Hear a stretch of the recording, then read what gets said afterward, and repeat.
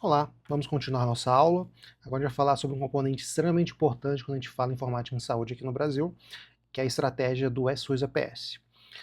Ela foi lançada em 2013 pelo governo federal e representa um esforço nacional de informatização da atenção primária, visando a gente tentar apoiar os municípios na gestão afetiva da APS e a qualificação do cuidado. A gente teve uma abordagem inicial de cobrar os municípios em relação à utilização de sistema de prontuário eletrônico, mas inicialmente não existia um sistema único que permitia isso, né, que a gente tivesse realmente de maneira unificada os dados. E foi observado que seria um desafio realmente você deixar totalmente livre para o município escolher o sistema, que nem sempre seria utilizado um sistema com um padrão de interoperabilidade que permitisse a coleta e transmissão adequada dos dados. Então, qual que foi a abordagem? Você criar um sistema, que ele é todo de código livre, feito pelo governo federal, que permitisse a unificação desses dados. Ele substitui os sistemas fragmentados por uma solução unificada no Ministério da Saúde. Essa estratégia, ela começou em 2013, mas está totalmente alinhada com a estratégia de saúde digital de 2020 e 2028. E por que também foi feita essa abordagem? É importante você começar pelo sistema, pela área que é a porta de entrada do cidadão. Então, se a gente for pensar numa estratégia de informatização da saúde como um todo, é importante que você inicie pela atenção primária. Vai ser onde você vai ter um maior volume de dados coletados, vai ser onde a gente resolve de 70% até 90% das demandas de saúde, dependendo do tipo de estudo que foi feito. Então é importante a gente começar por essa informatização na atenção primária. E tem alguns componentes que são importantes quando a gente pensa na digitalização da atenção primária à saúde. O primeiro é o CISAB, né, que é um sistema já dos mais antigos, que é um sistema de informação que foi criado para atenção primária, né, a gente falava até em atenção básica na época mais, que é a base nacional que recebe todos os dados da OBS e vai gerar os relatórios para o financiamento. O Prontuário Eletrônico do Cidadão é o software que foi criado pelo governo federal. A gente tem diferentes abordagens desse Prontuário Eletrônico do Cidadão. A que é mais utilizada é esse, que é o SUS-APS, voltado para atenção primária, que é um software gratuito que é disponibilizado pelo Ministério da Saúde a todos os municípios. A coleta de dados simplificada foi um recurso que eu comentei na aula anterior, que ela permite a coleta de dados dos pacientes em locais que não têm a infraestrutura adequada para rodar o sistema completo do PEC. E a gente tem também o SUS Território, que ele foi criado para os agentes comunitários de saúde registrarem as visitas domiciliares e sincronizarem com o PEC posteriormente. O Prontuário Eletrônico do Cidadão, ele é o ponto mais importante dessa da informatização da atenção primária. Ele permite um registro longitudinal do histórico de saúde do cidadão, e qualquer UBS que utilizar o sistema, ele vai conseguir visualizar os dados desse paciente. Esses dados vão estar divididos em repositórios locais e no repositório nacional, mas esses sistemas eles se comunicam, é possível você resgatar essas informações de um sistema para o outro. A gente tem uma integração completa, a gente tem modos de atendimento médico, de enfermagem, do odonto, da farmácia, tudo integrado dentro do SUS-APS. Esses dados eles são enviados automaticamente para o CISAB, o que evita a dupla digitação de você ter que registrar um dado no sistema de prontuário eletrônico e depois ir no CISAB e colocar aquele dado novamente. Isso não existe mais, é tudo integrado. E num levantamento de 2024, cerca de 76% dos municípios brasileiros já aderiram ao PEC. Né? Então é uma são dados assim, impressionantes, né, a nível mundial. A gente tem poucos locais realmente que teve uma adoção tão ampla de um sistema de prontuário eletrônico, né, ainda mais quando a gente pensa num país tão grande como o Brasil. Uma das versões mais importantes, uma das atualizações mais importantes do PEC foi a versão 5.3, que foi lançada no ano passado, que ela trouxe alguns componentes muito importantes, como o teleatendimento integrado, que é a questão das videochamadas diretamente no prontuário, inclusive via tablets e celulares. Né, isso não é tão ainda amplamente utilizado. Alguns locais ainda preferem utilizar sistemas proprietários de teleatendimento, mas é uma possibilidade dentro da estrutura do PEC lançado em 2024. Tem uma integração também com programas sociais como o Bolsa Família, para facilitar todo o processo de busca ativa e acompanhamento do programa. O atestado digital também ele permite, é uma possibilidade dentro do sistema, nem todos os recursos são adotados pelos municípios. É uma opção, às vezes, o município utilizar ou não dentro do recurso, mas já são recursos que estão dentro do sistema. Existe a possibilidade também de uma interface com geolocalização, com o cadastro de imóvel das famílias, e tem um campo já também no nome social, Isso já é até mais antigo, aqui foi colocado como da 2024, mas era um dado que já tinha sido utilizado, incluído anteriormente. Mas teve uma intensificação da importância do uso desse recurso para as equipes no ano passado. Quais são os benefícios de usar um sistema como o PEC? Primeiro, a questão da eficiência da integração. Você consegue que o profissional ele tenha acesso às informações atualizadas, você vai reduzir muito o retrabalho e a questão da duplicidade de procedimentos. Como eu já comentei, isso é uma coisa que ainda está em crescimento. A gente tem a questão de diferentes sistemas de prontuário que a gente utiliza aqui no DF, por exemplo. A gente não vai ter somente o SUS APS, a gente vai ter o TrackCare, né, que ele é utilizado nos hospitais regionais. Nossa, eu escrevi tudo errado aqui. No TrackCare. Também temos o MVSol também, que algumas unidades aqui do DF também utilizam. E aqui eu mostro como é importante a questão da digitalização, porque a minha letra é horrível, mas foi só para demonstrar aqui a questão dos sistemas que são utilizados aqui no DF. Enfim, você tem esse desafio ainda que os dados não são completamente integrados. Mas, já pelo menos a nível de atenção primária, você não tem esse desafio de utilizar diferentes sistemas e ter os dados fragmentados, né? Tem a questão da segurança e qualidade, você tem alertas clínicos implementados dentro do SUS APS, como a questão de alergias. De interações medicamentosas, não funciona tão bem ainda na última atualização, mas é uma possibilidade, né? A gente tem sistemas que já são disponíveis também para, por exemplo, quem tem o cadastro, está pagando em dia, a questão do CRM, e tem um cadastro atualizado, pode usar também a base de prescrição do CRM, que também permite uma checagem de interações medicamentosas, apesar de também não estar funcionando tão bem, mas é um recurso que a gente pode utilizar, que é permitido a partir da informatização. A questão da continuidade do cuidado, né, as equipes elas vão acompanhar os pacientes mesmo em movimentos migratórios. Se um paciente ele morar em São Paulo e mudar aqui para Brasília, a gente vai ter acesso aos dados. Porque como é que funciona? Você registra na sua base. Eu registrei o atendimento desse paciente lá em São Paulo. Ele vai ficar inicialmente no repositório local, mas de tempos em tempos, tem uma definição em relação a isso, esse dado ele vai passar para a base nacional, e a partir do momento que esse dado está na base nacional, ele pode ser transferido para qualquer base local. Você consegue puxar esse dado para o seu município. Então você consegue ter acesso aos dados desse paciente em qualquer local. E também uma coisa importante, quando você usa um prontuário eletrônico, é a questão da comunicação interdisciplinar. Múltiplos profissionais vão utilizar o mesmo sistema, esses dados vão estar todos no mesmo sistema, o que facilita o trabalho em equipe, em vez de você fragmentar. Às vezes um profissional de saúde registra um sistema, o outro registra em outro sistema, e esses dados não se comunicam. É importante ter um sistema que ele vai integrar diferentes profissionais, também diferentes tipos de procedimento, né? E tem alguns estudos, né, que foram realizados mostrando que o PEC ele personaliza e torna mais seguro o atendimento, né, e permite uma tomada de decisão mais eficaz na atenção primária também. A partir do momento que você tem uma base única, um sistema que diferentes profissionais utilizam, e vencidas as barreiras iniciais de implementação, tem sido cada vez mais fácil e mais rápido o atendimento utilizando sistemas como o PEC. A gente já passou de 10 anos, né, de uso do PEC, ele começou em 2013, e atualmente é o sistema de prontuário eletrônico mais utilizado, né? São 10 anos de evolução, 76% dos municípios aderentes, e sempre eu gosto de lembrar que é um software 100% gratuito. Ele evoluiu muito, né, nos últimos anos, e cada vez mais a gente tem recursos novos no sistema, mas a gente tem uma aula específica em relação ao uso dele.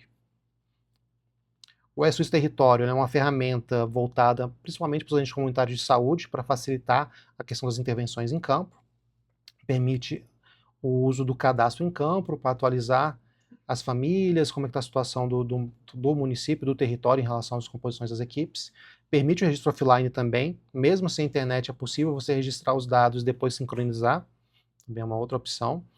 Ele permite uma consulta rápida, né, às informações básicas de saúde, como a situação vacinal e tudo mais, o que permite uma intervenção mais direcionada para o caso de cada paciente, de cada família.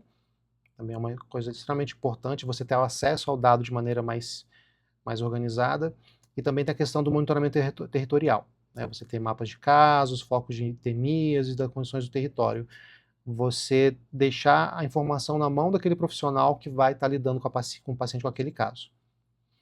E registra em média 58 milhões de visitas mensais pelo ente comunitário de saúde aqui no Brasil. né? Então, o que vai qualificar muito a questão da vigilância em saúde. Felizmente, é um sistema que é muito utilizado e tem um impacto imenso em relação ao processo de trabalho dos agentes comunitários de saúde, que são profissionais extremamente importantes na atenção primária. Um aplicativo muito bom, que cada vez é mais utilizado, começou a ser mais utilizado na época da pandemia, mas ele foi intensificado o uso dele. Hoje em dia ele inclusive mudou de nome, é o Meu SUS Digital. Anteriormente ele era o Conect SUS, que ele é voltado para os cidadãos, para o paciente, né? Tem mais de 10 milhões de downloads, a gente tem que aumentar isso, considerando tem muitos pacientes que não utilizam ainda, mas ele tem recursos bem interessantes. A questão do histórico clínico ainda está em evolução, mas a intenção é que seja mais simples para o paciente observar o que foi feito com ele nos atendimentos. A gente tem uma expectativa de até 2028 melhorar essa questão da evolução dos dados de histórico clínico dentro da plataforma. A carteira de vacinação é provavelmente o recurso mais utilizado, que permite o acesso facilitado aos dados de vacinação. Vou comentar um pouquinho mais sobre isso num slide mais para frente. O recurso de agendamento também é um recurso interessante para você ter um acesso mais fácil a quando foi agendado uma consulta, um exame. Também a expectativa da gente tentar utilizar mais esse recurso nos próximos anos. E também a parte de localização de serviços. Aqui no DF a gente tem uma plataforma própria, né, do InfoSaúde, para a gente localizar quais são as UBSs mais próximas, mas a intenção é que a gente integre mais esses dados dentro do mesmo local, a gente tentar utilizar mais um aplicativo digital, e já tem um recurso já do governo federal, um sistema como o Meu SUS Digital, a gente tem que passar a utilizar ele mais. Ele tem recursos bem interessantes que muitas pessoas nem conhecem em relação ao sistema. Uma coisa que eu gosto bastante de comentar em algumas aulas é que o Meu SUS Digital ele permite, por exemplo, que o paciente ele registre dados como a sua PA, a sua glicemia, que são dados importantes quando a gente pensa em pacientes hipertensos e diabéticos. Então, ao invés de pedir para o paciente pegar uma folha e ficar anotando em casa como é que está a pressão arterial dele, como é que está a glicemia, você pode colocar todos esses dados diretamente num aplicativo. Não está ainda prontamente integrado com a SUS APS, mas pelo menos o paciente vai ter salvo aqueles dados no seu repositório, assim, no seu aplicativo, fica mais fácil de compartilhar posteriormente com o profissional de saúde. Então é um recurso interessante que está sendo cada vez mais utilizado. Um dos desafios mais importantes quando a gente fala em informática em saúde é a questão da interoperabilidade. A questão de como fazer os diferentes sistemas se comunicarem. A gente tem diferentes padrões que foram criados para permitir essa interoperabilidade. A gente tem padrões, por exemplo, que são utilizados para a parte de dados de imagens médicas, por exemplo, como o DICOM. E um padrão extremamente importante quando a gente fala de interoperabilidade de maneira geral entre os sistemas é o FHIR, F-H-I-R, que ele é um sistema utilizado para servir como base para a integração de diferentes sistemas.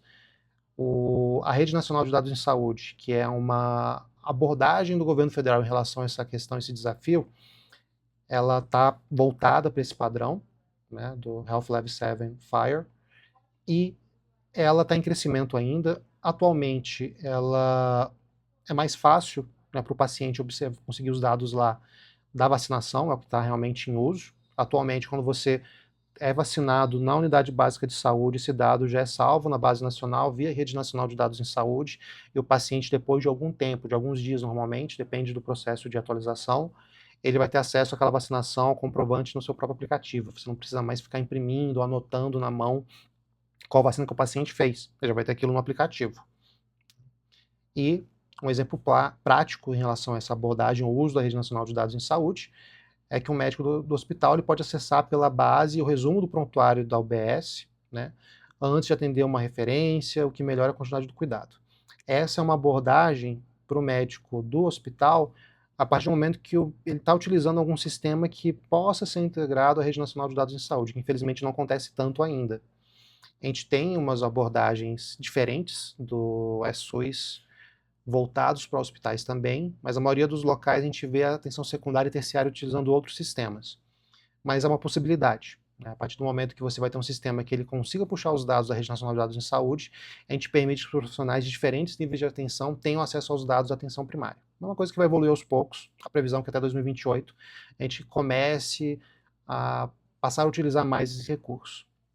O grande desafio é que a gente tem mais de 2.000 sistemas de prontuários diferentes no país. Então a gente tem um volume muito grande de sistemas de prontuário, e muitos desses sistemas não utilizam um padrão único de interoperabilidade, né? A gente não tem uma estrutura única de banco de dados, de padrão de API, de estruturação das bases, então é muito difícil, às vezes, a gente fazer essa integração. Atualmente, a gente tem recursos que facilitam esse processo, né, de comparar diferentes bancos de dados com a inteligência artificial. A inteligência artificial tem um recurso que está sendo bastante utilizado para vencer esse desafio da interoperabilidade. Você permite, por exemplo, que você faça uma comparação entre dois bancos de dados e faça um processo inicial de integração. Aí ela consegue avaliar um banco de dados e avaliar como que será o processo de interoperabilidade, é uma possibilidade, né? Então, por isso que tem crescido bastante os sistemas que estão surgindo aí para vencer esse desafio. Mas o mais importante, na verdade, quando a gente pensa em interoperabilidade, é que o sistema de prontuário eletrônico tem que adotar o padrão FHIR. Esse é um padrão extremamente importante para essa parte de compartilhamento dos dados.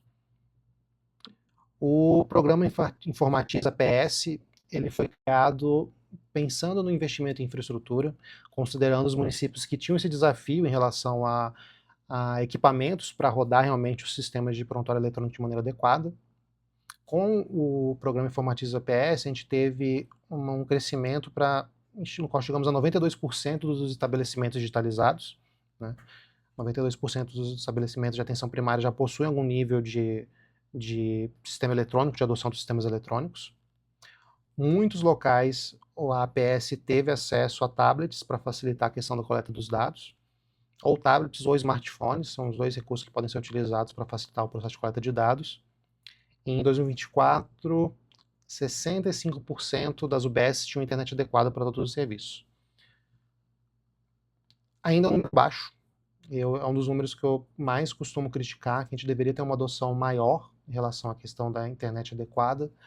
Ainda mais quando a gente pensa hoje em dia o quão fácil que é, o quanto cresceu em relação ao uso da internet em smartphones e tudo mais. Então, considerando o impacto imenso que existe do uso de prontuário eletrônico numa unidade de saúde, é um dos pontos que eu costumo brigar mais, inclusive em reuniões, quando eu estou atuando enquanto gestor, para a gente tentar melhorar a questão do uso dos sistemas, né? A partir do momento que você tem um sistema de saúde com baixo uso de internet, que a gente não tem uma estrutura adequada para uso dos sistemas, é mais comum os profissionais passarem a utilizar mais outros recursos, como voltar a usar prontuários de papel, ou tentar improvisar de outras maneiras. Às vezes o pessoal preenche na mão, tira foto, compartilha os dados de maneiras que não são adequadas, enfim. É muito importante, um dos desafios maiores agora, a gente resolver essa questão do acesso à internet. Porque a gente já tem um sistema que é gratuito, né? O SUS APS ele é fornecido gratuitamente para os municípios. E ainda existe um fato que é a questão dele ser um componente importante para a parte do financiamento da saúde como um todo. Vamos pensar que até hoje a gente tem esse desafio da internet, complicado, mas é uma coisa que tem pelo menos evoluído, né? E o governo federal, com essa abordagem de até 2028 acelerar a questão da adoção dos sistemas, provavelmente está focando na resolução desse problema. Quais são os desafios da implementação? Capacitação dos usuários. Em 2024, num estudo que foi feito, somente 23% dos médicos e enfermeiros relataram que fizeram algum tipo de capacitação em tecnologia de saúde. Um dos objetivos desse trabalho aqui, desse curso de extensão, é melhorar essa capacitação, né? Fornecer um curso no qual os profissionais tenham mais acesso às informações de como funciona a informática em saúde e outras tecnologias que vão impactar muito a PS nos próximos anos e já impactam, como a questão da inteligência artificial. Então a gente tem que melhorar muito a questão da capacitação, até para os profissionais entenderem a importância dos dados qualificados de maneira adequada, de utilizar os sistemas que a gente já tem. Existe uma questão da resistência à mudança, existem barreiras culturais, a preferência do papel, nem todo mundo tem tanta habilidade em relação ao uso de computador, de smartphone, de tablet, o que pode ser um fator que vai impactar bastante a questão dessa mudança, mas o que vai vencer essa questão dessa mudança, vai diminuir essa resistência à questão da educação em saúde, por isso que é muito importante de pensar em educação em saúde para resolver isso. Nem toda UBS também vai ter um suporte técnico local adequado, né, para manter os sistemas atualizados. O SUS APS, ele atualiza a nível central, então vai ser responsabilidade do gestor local do sistema fazer toda a atualização e implementação, né? Então não vai ser um desafio na ponta, na UBS. Na verdade, o OBS vai ter que manter o computador funcionando, né, e conectado à rede do município, né, que tem acesso ao SUS APS. Então isso está cada vez mais tranquilo de se resolver. Alguns sistemas de prontuário eletrônico exigiam atualizações locais, não era um sistema de plataforma web, mas atualmente isso é um desafio mais fácil de resolver quando a gente pensa no SUS APS. E a gente tem a questão da interoperabilidade limitada. Muitos municípios ainda utilizam diferentes sistemas de prontuário eletrônicos além do SUS APS. O desafio também é porque o SUS APS vai voltar somente para atenção primária, então nos outros níveis de atenção, inevitavelmente você tem que utilizar algum outro sistema de prontuário eletrônico. Então, dependendo do sistema que o município adotou para os outros níveis de atenção, a gente não vai ter uma integração adequada, que é uma coisa que acontece aqui no DF, por exemplo. Infelizmente é um desafio. Mas isso é um desafio que tem que ser resolvido nos próximos anos, até a nível de um cuidado a mais que o gestor tem que ter em relação à contratação de um sistema de prontuário eletrônico.